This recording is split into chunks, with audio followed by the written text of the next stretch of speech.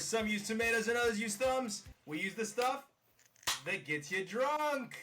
So, it's okay. We don't know what's in your cup. Just like Lil Wayne. Don't ask what's in his cup. All right.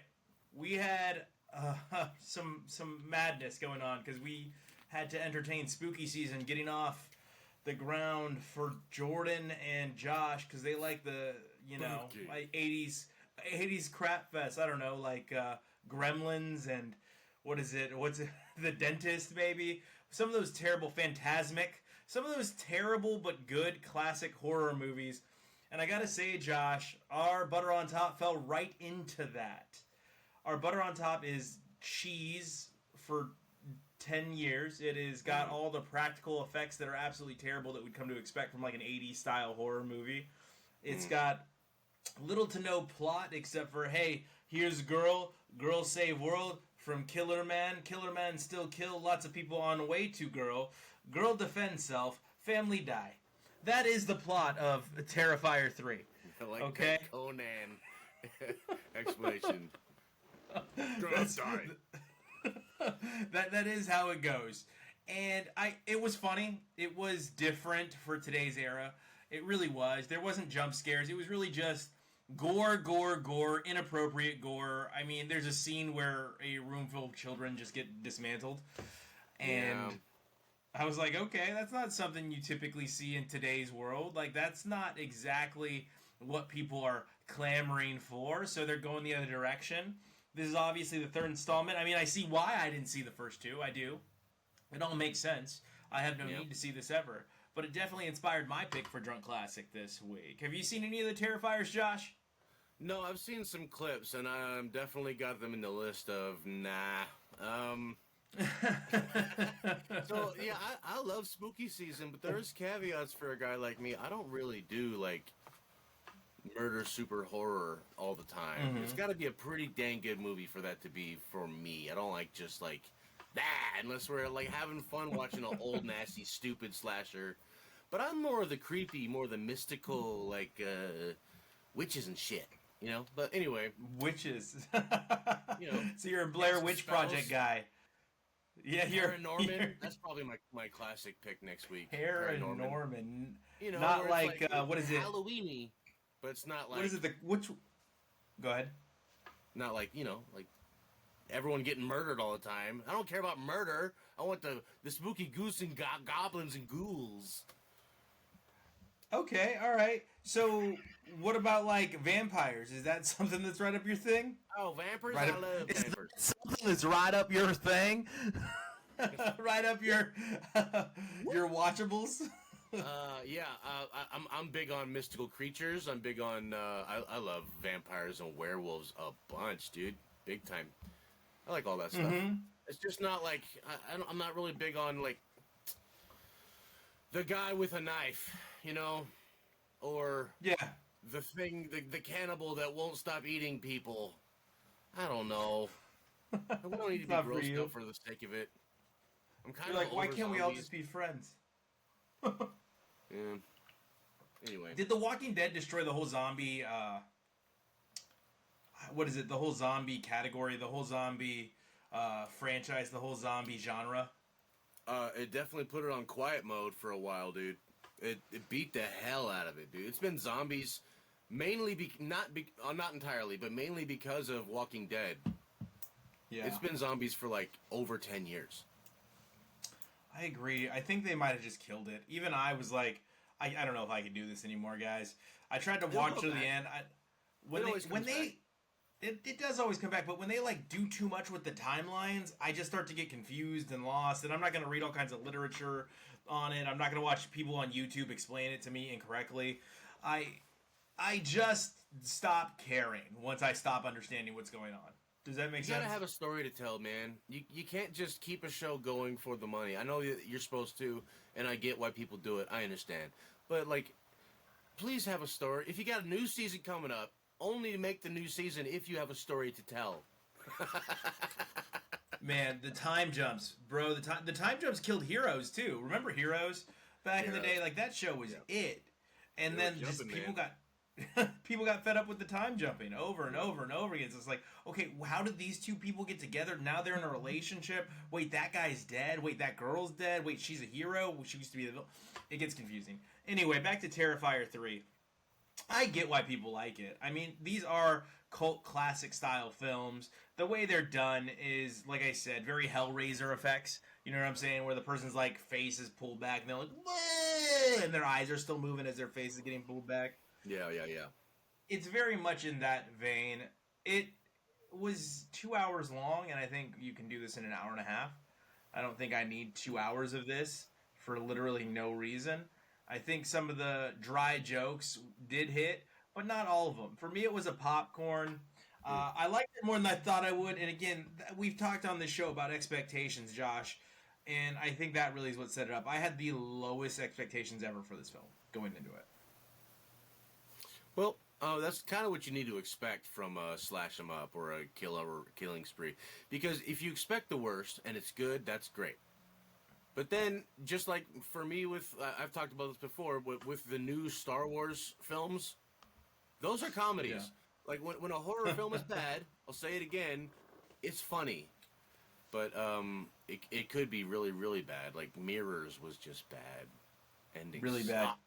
Come on, Kiefer. What are you thinking, Kiefer? Anyway. Let's go. We got to build out something, Josh. Like, you can't just throw a grenade and walk out of the flames. You're not Rambo. Anyway, I need to build out this NAT list. What is this? What is the top 5 films in this NAT list that people have like said or society has wanted you to watch, and you just go, nah, goes filed away on the NAT list. What are they? I'll tell you. Okay, I haven't seen The Godfathers, and I probably won't. I'm sorry. I'm sure they're good. I'm sure I'm missing it, but I think I missed it. You know what I mean? And it's okay. You're fine with it?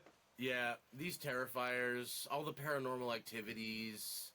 Yeah, I'm with you on those. The Descent? Nah,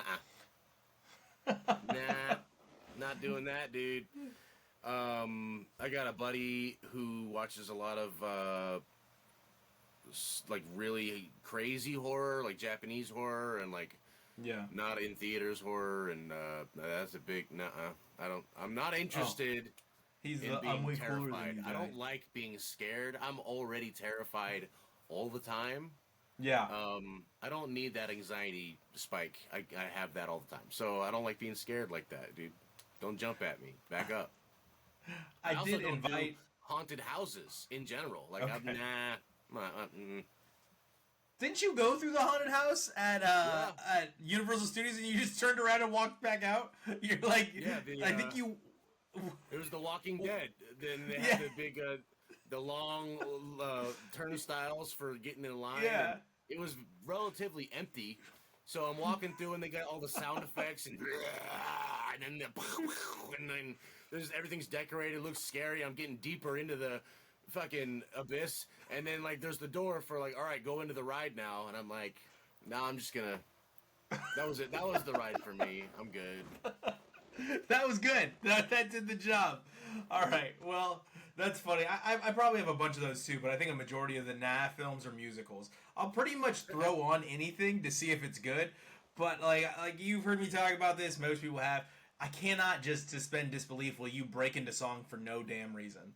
Like, I don't want to see a relationship break up and then you go, it must have been love! Because no one does that. That's not real. Like, I don't want to watch you sing it for an hour. All right, fight scene. What do you mean? No, fight scenes don't exist. There's no fight scenes in real life. You're insane. You've just never been in a fight. Okay, have you been in a fight that lasted 4 minutes long and it spanned multiple floors of a warehouse and there's cameras all around you? I'm just kidding. The cameras are there for a reason. And this one says cut, and then you get a check for $5 million. But what did it for me, honestly, dude, like I've liked some musicals, but I've had Your State of Mind for most of my life. But then I was like in one, dude. I was in a production, and like, yeah, it's kind of like oh, you don't get like what that took, and you know that the production of it is. The story is only there so you can see what they can do. That's what you're watching. You're not watching a story. The story is there, and if that's nice, that's nice. But the songs are why you're there, and the choreography and the set, like that is, in my opinion. I mean, stories are important, but that takes a back seat in musicals. So you got to change your. Maybe that's wrong. I don't know. That was weird. I just let you talk yourself into changing your mind in the middle of your explanation. I mean, that's a thought, but I don't know if that's true. Who cares?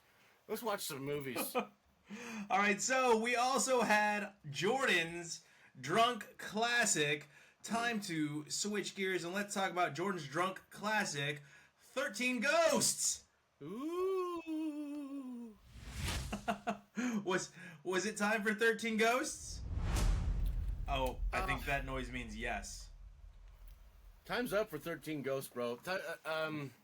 This was a spectacle, dude. This, if you haven't seen it, you can watch it. That's my initial review. You're allowed. Yeah, but what was interesting about it is they put a lot of money into this set and the makeup designs and stuff and all that. Now, you expect that with makeup, but it's a murder house type of show, and the house is. They did a pretty cool job making this, like, who could ever live here? Like, this was not someone's house. There's no furniture. Anyway, What do you sleep in the library? yeah, and everything's glass. You wanna poop in a cube of glass? No, thank you. But I don't think you see that too much anymore. Where there's a horror movie where the set is the big part of the production. However, that was kind of where it ended for me. The other parts of the movie was Matthew Lillard just like convulsing on the ground. That's like 30% of the movie. Great costume work. The cutscenes were too much. They did too much jump, but that was in style back then. Yep. Yeah. That's about it. I give it a popcorn. It was sort of trash, but it was also like, whoa! Like it's a movie. This is a movie about kills. Like, oh, did you see how they died? You know, that's what this is. Some kill count. And I can see why you weren't a fan of it after what we just talked about Terrifier 3. Which, by the way, Chris Jericho makes a cameo in Terrifier 3. Funny enough. Chris Jericho. But, yeah, it's a Matthew Lillard sighting, and it's kind of like Matthew Lillard plays the character of, I mean, $20 is $20, so I guess I'll do it. Like, for everything. Like, anything that happens, like, I know I'm going to die, but $20 is $20, and they offer me money, so I better do it. Mm-hmm. And he does get his chance to redeem himself and takes it at the end. He gets a chance to sacrifice his own life to save the family, realize he's done wrong, and he does so. Good for Matthew Lillard. But I was thinking about this. Go ahead. I'm sorry, dude. He's a real mouth actor, isn't he? Yeah. He does a lot of... Very, very facial. Lot of lips. I will say, in this movie... You get a lot of just... You're going for the effect here. Like, you're going... The jackal. That's stupid. The mother and the son. That's stupid. The brute. That's stupid. Like, most of it's just like, that's stupid. What the angry princess is just a naked stripper that walks around, I guess, over and over again. That's stupid. Shannon Elizabeth. If you want to see it, Shannon Elizabeth gets to wash her face in the naked stripper's bloodbath. Like, that happens. It's really weird. Weird. Matthew Lillard gets to say, there's ghosts all around us, just not all of them are violent. And I'm thinking like, yo, if there were ghosts all around us and even one of them is violent, there'd be like a lot more dead people, right? Like this would be a lot more serious issue. Like there'd be people getting dragged off by invisible entities and we would be like, whoa, what's happening? Like I wouldn't say that none of them that don't exist within this mansion are evil. I would say probably 1 in every 10 is evil, and people are just getting dragged off and murdered for no reason. You know? And also, 1 in every 10 ghosts is evil. That's like a lot of ghosts.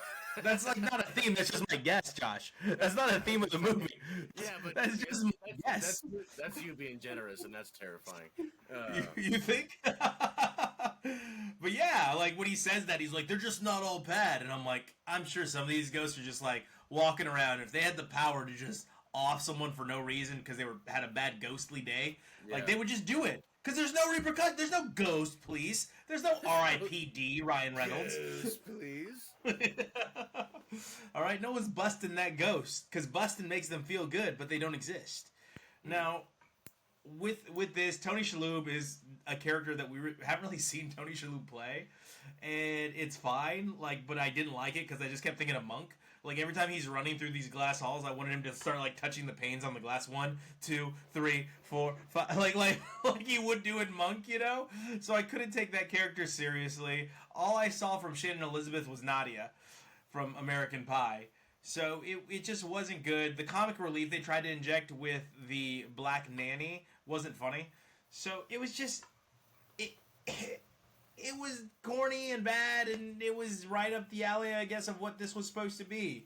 This week, we had Terrifier 3 as our butter on top, and we had 13 Ghosts. Like, I'm looking forward to see what Jordan says, but we'll cross that bridge when we get to it. This place in the South where they ride around on those fan boats, they got gator problems. So it's like South Texas. What's that? Is it Caddo? Yeah. That's around where I'm from, dude. Is it near does it split Louisiana and Texas? It's around there, yeah. I mean, it's a big wipe. Yep. That's the vibes I was getting, like Louisiana, Texas. They keep talking about Houston and Dallas in the movie. Yeah. So I was like, it's somewhere in this region. Anyway, something strange is happening in Caddo Lake. It is a storyline we've all seen before, and there's a lot going on with interdimensional and multiverse storylines currently, including time travel. Slipping and sliding into and out of consciousness or new existences or new timelines in movies is hot right now. It's having a moment. We get a lot of the same thing. People seize up because they see themselves, or they freeze, or they can't believe that that's them, or they've traveled into the past, and people wonder how they got that confounded device in their hand that oddly still works. Device.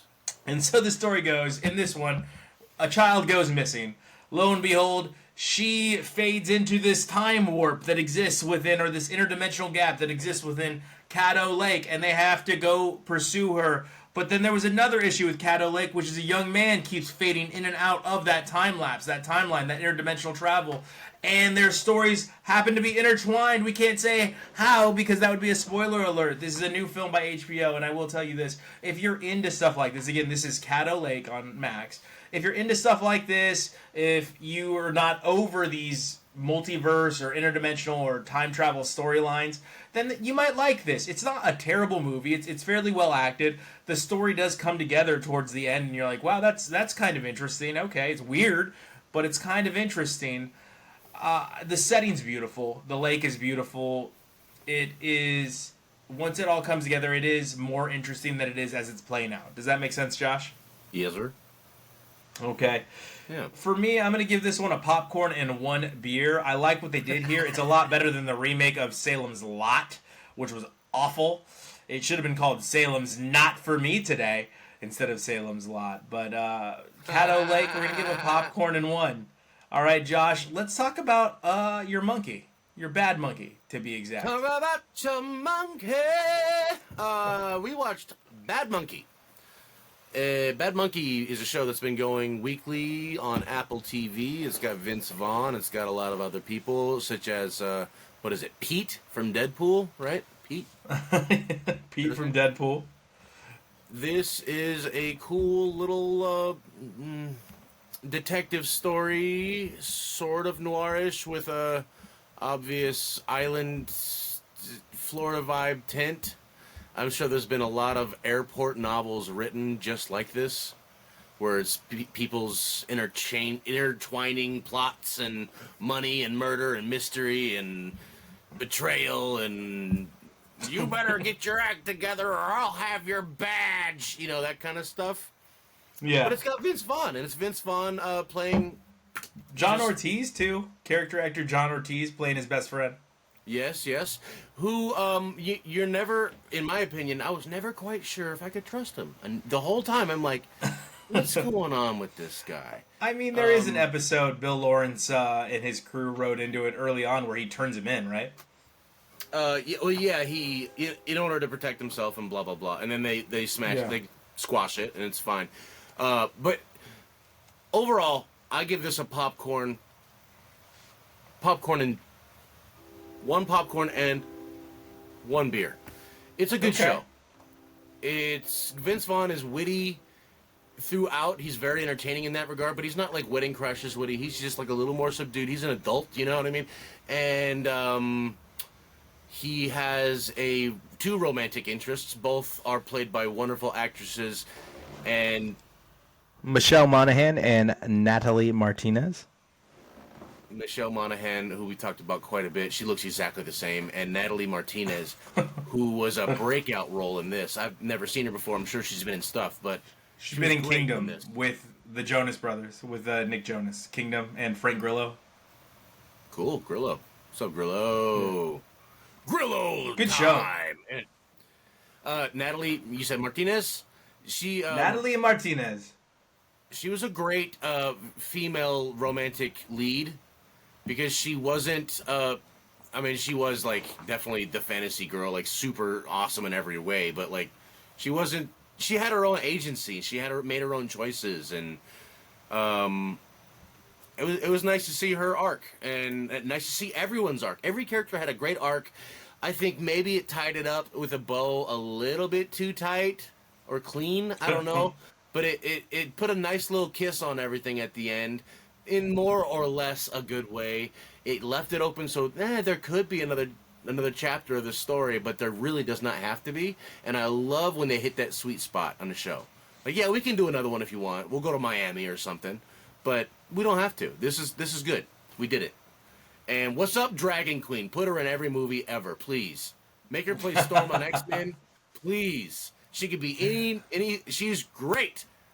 Wonderful actress. So beautiful. I'm the motherfucking Dragon Queen. That little slice on the chin. Ooh. Anyway, popcorn and one. Yeah, I agree. Popcorn and one. I think both actresses, Michelle Monaghan and Natalie Martinez, did a fantastic job. I think even you had a good job from Meredith Hagner, who plays the psycho, kind of. The she sociopath. Is a great sociopath, whatever. She is great. She played it very, very well. I mean, Rob Delaney, who, as you said, plays Peter, plays Nick in this, and he was pathetic to me. Like, honestly, boy, through the whole. I don't know if we have to cut this. The spoilers. I might cut this, but isn't that one of the most like brutal visions of watching a man sell his soul and what happens? You know what I mean? Absolutely. Like 100%. He just like falls to pieces. Man, it was disgusting. It was his storyline made me sad. I didn't think they landed the plane as well as you did. I thought it was a note off at the end. I think that they did too much in terms of redemption at the end for all the characters and comeuppance for the others that didn't deserve redemption. That I was like, come on, man, I don't need any of this. This isn't the story I've been watching for 7 episodes, right? It was 8 episodes, correct? So something like that. For Maybe me, it was 10. I don't know. If it was 10, then this wasn't the show I was watching for 10 episodes.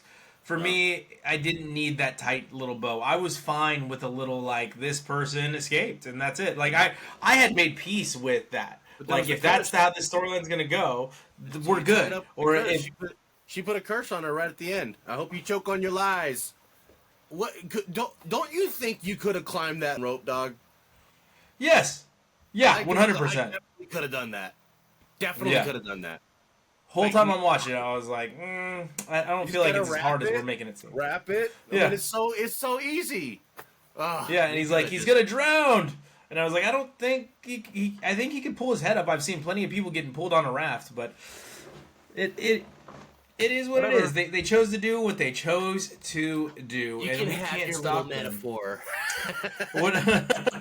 I chose to watch an animated show, which is more of a Josh special, right? But I decided to dive into this, and I watched Tomb Raider: The Legend of Lara Croft. I like to watch I like cartoons, but I don't really like anime. Does that make sense? I think it does. Animation is great. Anime is a style that has things you're not fond of. And this is visually beautiful. The mouths are moving properly, so it wasn't too ridiculous. It's a fun story. It's got, like I said, great animation. It looks good. It plays good. They pump out a lot of decent fight scenes and storylines intertwined to give you the legend of Lara Croft, where she came from. They're fully starting it at the beginning of her journey so they could string this out for a couple seasons, I think, if it gains popularity, and it should. I think amongst the gamer crowd that loves the beautiful woman superhero, they're going to fall in love with this show. And I didn't really think there was too much wrong with it. I gave it a popcorn and 2 as far as just passively watching entertainment. I wasn't looking into it for anything world breaking. Again, this is Tomb Raider: The Legend of Lara Croft. It hit the spots it needed to hit for me. So a popcorn and 2 wasn't perfect, but it's hard to make a perfect thing. You know, it was entertaining, and that's what I wanted out of it. So I gave it that good pop action 2. sequences. Yeah, it like I said, it did hit the spot. For what I was looking for in those moments that we were watching it. The voice acting was great. The storyline was really solid. The feels that they go for were just okay, which is leading to the lower ranking, right? They try to tug at some heartstrings. For me, I was like, oh, I don't need that with Tomb Raider. That's fine. Like, you don't have to throw that in there. She doesn't have to be like that. It's cool. She could be a hard ass. Like, I'm fine with it. And they tried to work it in. Locks her janitor in the closet.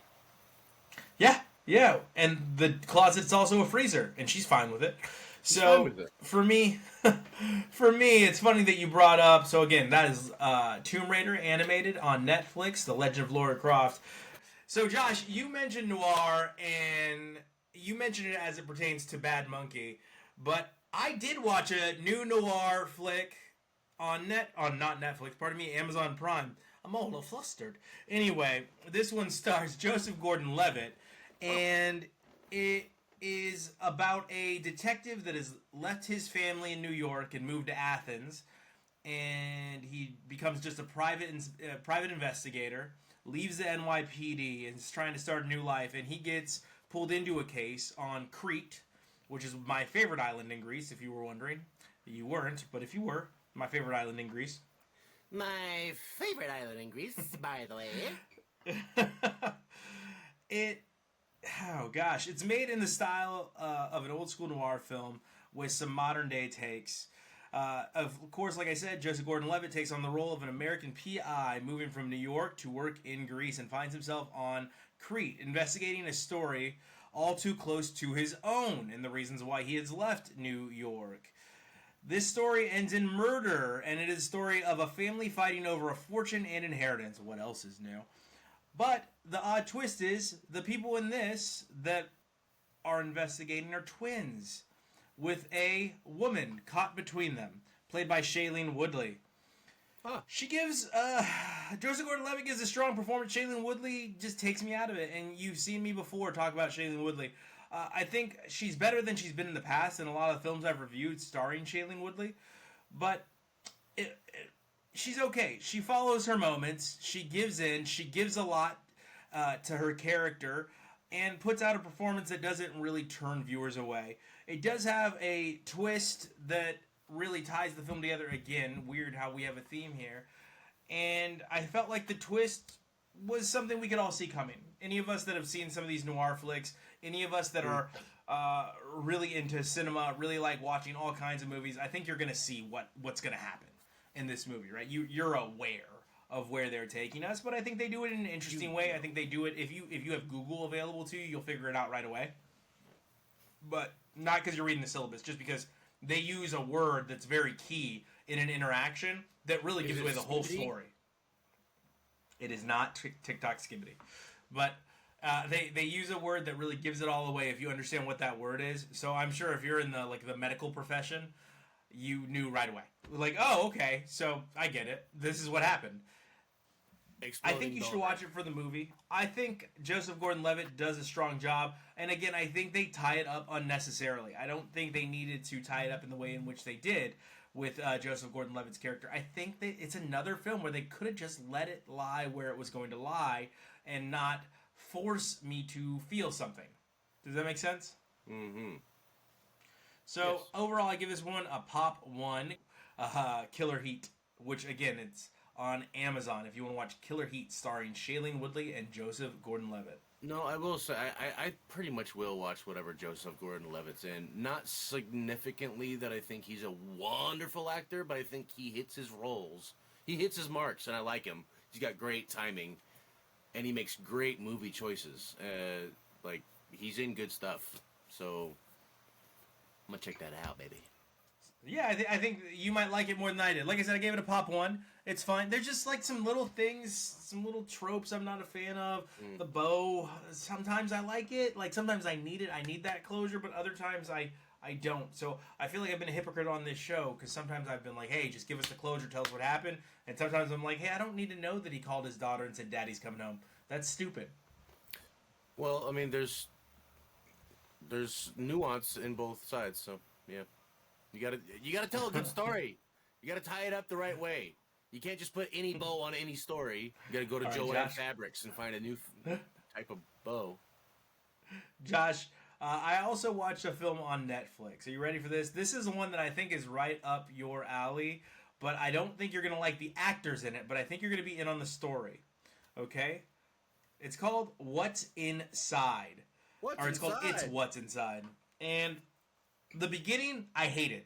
I hated the first 25 minutes of this movie. Hated it. Hated it. Felt uncomfortable. Thought it was stupid. Thought whoever was making this movie was doing way too much with ASMR to try to get the audience like salivating over whatever it was to come from this movie.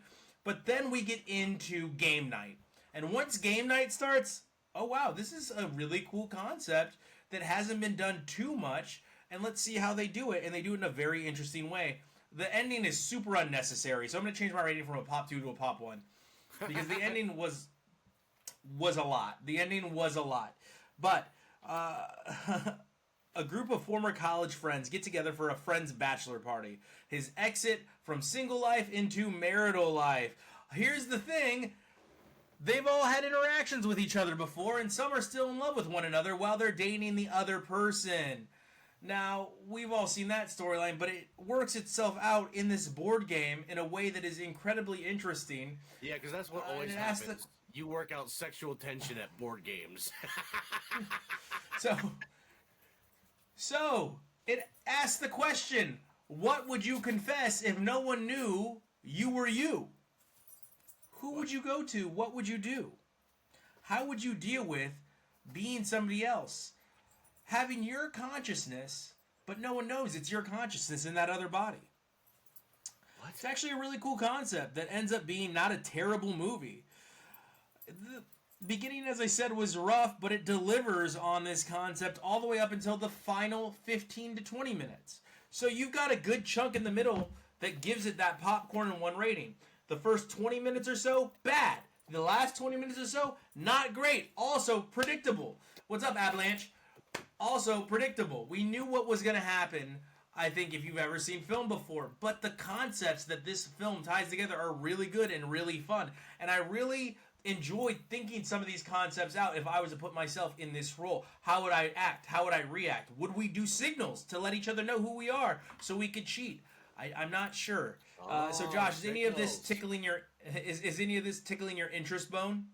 Well, I like it a lot when a movie switches gears midway through and you're like, oh no, this is the kind of movie we're gonna watch. You know what I mean? Where like you thought you were watching a boat movie, but no, it's robots or whatever. But also, I barely understand what you're talking about with that game, and it sounds really interesting, and I like that idea. I'm gonna see what's inside. There you go. Check it out. It's What's Inside on Netflix. It should be in their top 10 right now, so it should be fairly easy to find. It, like I said, maybe you'll be into it. It's more of a teeny bopper opening, which isn't really for me, right? Sure. They're not making that opening for me. Right. And the ending is predictable. So that's why the ending was kind of like, I didn't need that. I was cool with the original path this was going on. I knew it was going to happen from the very, moment that this plot point gets introduced. I knew exactly what was going to happen at the end. Because they just introduced the plot point that was like, oh, this is, I've seen this play out a million times. But if they had just not introduced that plot point, I think the movie would have been a pop 2. For sure. For sure. All right, Josh. What was the next movie you were watching? I watched something, and we've talked about it before. we've talked about Guy Ritchie before, but I think perhaps maybe his, I would venture to say perhaps maybe his best movie, Snatch. I watched Snatch because I was talking about a scene from Snatch with me mother, and she hadn't seen it, so we watched Snatch together. Was that your Brad Pitt? Was that your best shot at Brad Pitt just now? No, I was doing like Bullet Tooth Tony, right? There you go. There you go.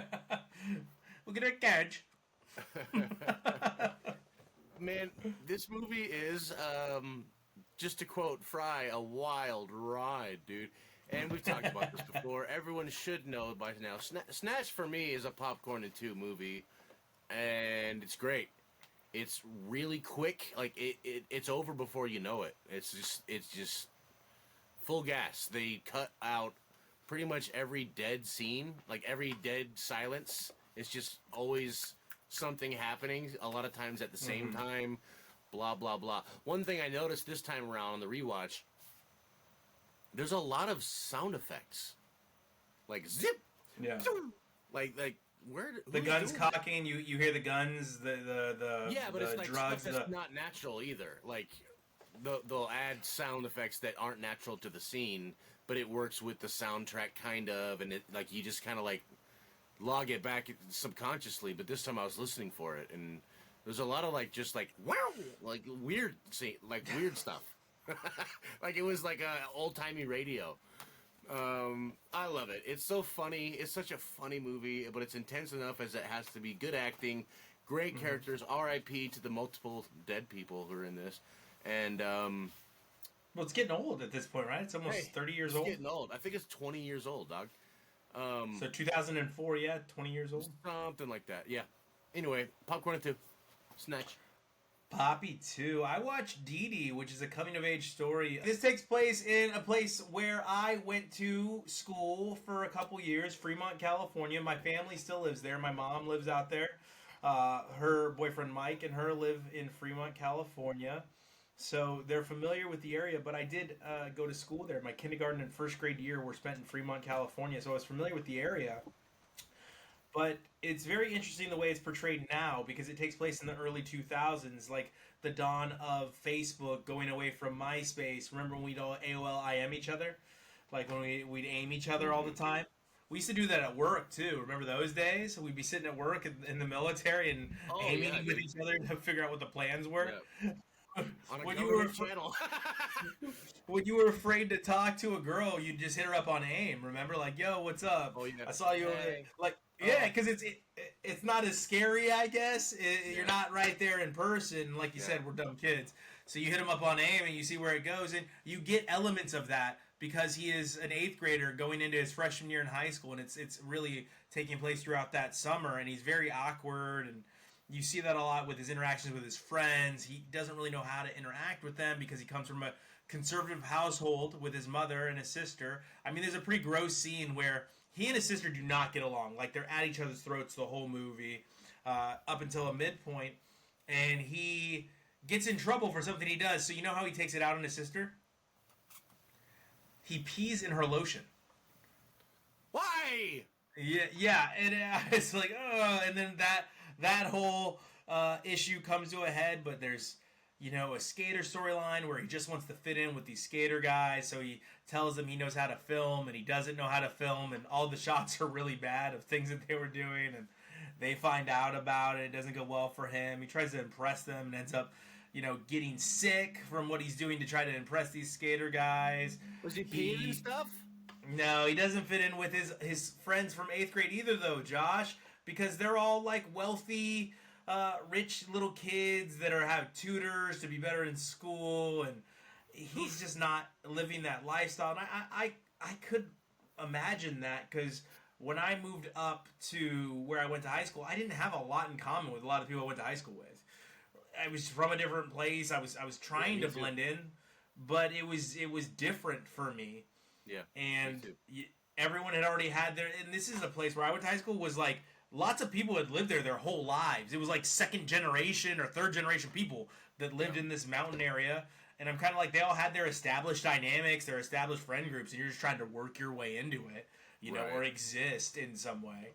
And I get it. I get where this kid was coming from in a lot of areas. His sister goes off to college, who ended up being like his best friend in the film. But some 2000s nostalgia. He plays with his tech deck, Josh. He has a little tech deck. He's watching some YouTube videos while he's playing with his tech deck. He's got a email that's kind of stupid, right? Because you're a kid. I think my first email as a kid was sweetaction@hotmail.com because I thought like big sexy. There you go, big sexy. It delves into a relationship where there's not a father figure in the house. The relationship dynamic between a mother and a son, especially a young son, and how that works out. It does a little bit of diving into the city, but not enough for me. I gave it a popcorn and 2, but right now it's sitting at like 95% on Rotten Tomatoes. I think it's a story that everyone in a certain age group, I would say anyone born from 1985 all the way up through maybe 1999 would really get a lot out of this movie. It's called DIDI, and it is available for free on Peacock. Again, DIDI. All right, Josh. What? Let's talk about this last movie together. All right. Let's talk about Point Break, the classic story, the classic battle of Johnny Utah against Bodie, a grudge match for all time. So, who you got? I'm just here to party, bro. I'm just here to party. Okay. Here's what I think is memorable for me is the party when they're partying out in on the beach, the house and stuff on the beach. Oh, gotcha. All their parties is the kind of stuff that I fantasized about as a kid. Like everyone's just hanging out and having fun. Like why are we robbing banks? Let's just have fun on the beach. Well, how do you finance that? You have to rob banks, Josh. Yeah, You're paying for the eternal summer. Yeah. But yeah, it's definitely the whole movie is just like it's just candy, right? Yeah. Doing the cool stuff, doing the cool stunts, the handsome guys, the hot chicks, Van Halen in the background, there's a barrel fire, someone's chugging it. I'm bleeding out, man. It's cold, man. And yeah, it's Fast and Furious, but you know the original. And Keanu Reeves, dude, and Swayze, dude. Lori Petty. Lori Petty's in it. Yeah, Lori Petty does a great job too. Like it's funny because I'm watching this, I was like, you know what? Lori Petty actually closet fire in this movie. Like, I'm sorry. Like, I know she has her like quirkiness, I guess, that people like to capitalize on or point out, but she's good in this. Her and Keanu Reeves have some good chemistry. Some weird dialogue mixed in. But overall, I liked her and Keanu Reeves being together. I like that she's the one that turns Keanu. You know? Like, that was kind of funny. Like, she's the reason why Keanu can't go back to being a police officer after everything's said and done, right? And it's like, why'd you let him go, Utah? I didn't. All right, Josh. I'm going to give that movie a popcorn and 2 just for nostalgia purposes. Yeah. It is. Yeah. It's just dudes being dudes, chicks being chicks, riding waves, catching criminals, and Nick Nolte going, do you know who I was 20 years ago when you were sucking on your mama's titty, kid? Like, that's what that movie is. Now we're going to go get some coffee. Yeah. So, it's not Nick Nolte, is it? It's Gary Busey. My bad. Dang, dude. Oh my gosh. Now I've got to look it up, Josh. I don't know who it is. Who is it? You're right. You said the same thing, and I'm like, dang it. You might be right. It might be the same exact person over and over again.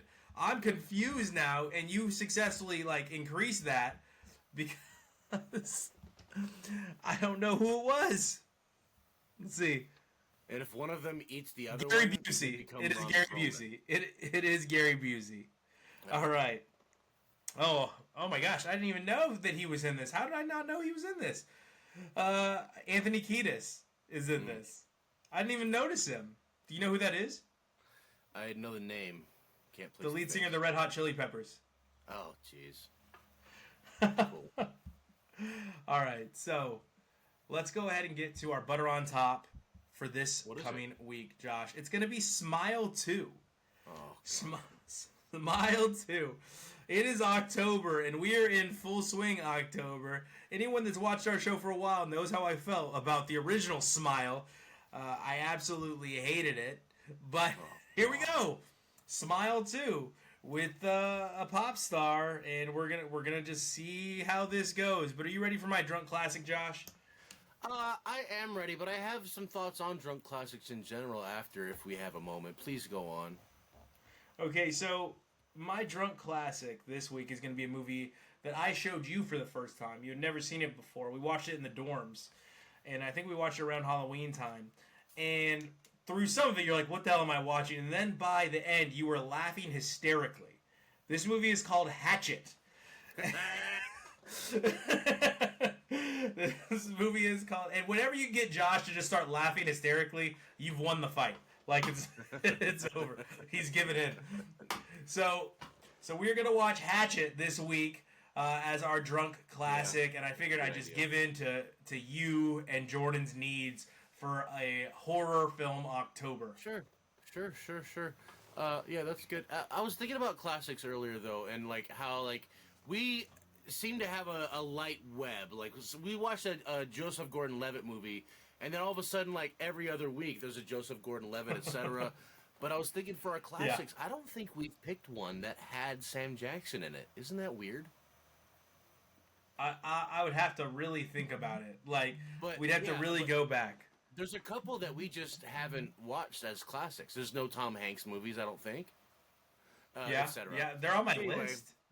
They are on the list. Samuel Jackson, I have Pulp Fiction on my list eventually to get to. You know, there's a bunch of them. What would you put up there with Sam Jackson? I'm not saying it's a crime. I'm not saying anyone's guilty of anything. I'm just saying, like, Snakes on a Plane is a great classic. Is it? I mean, it's ridiculous. Anything Tarantino, of course. Afro Samurai is great. Jackie Brown. What's the one? Of course, there's Coming to America. Do the Right Thing, right? He's in that. And Do the Right Thing. Yeah, man. We'll have to get to it, Josh. He's got like 200 movies. Is all I'm saying, and it's not specifically him. He's just an example. That there's. I think he's the highest grossing actor of all time. Yeah, but we've been doing this for so long, and somehow he's just not been presented. It just shows we have plenty of room to grow, babe. We've got a lot. I mean, we've done Kevin Smith. Why can't we get to Samuel L. Jackson? All right. Well, thank you so much for joining us each and every week. This has been Popcorn and Beers. You know that this week our butter on top is Smile 2, and our drunk classic will be Hatchet. We'll see you at the movies. You get the popcorn, and we got the beer.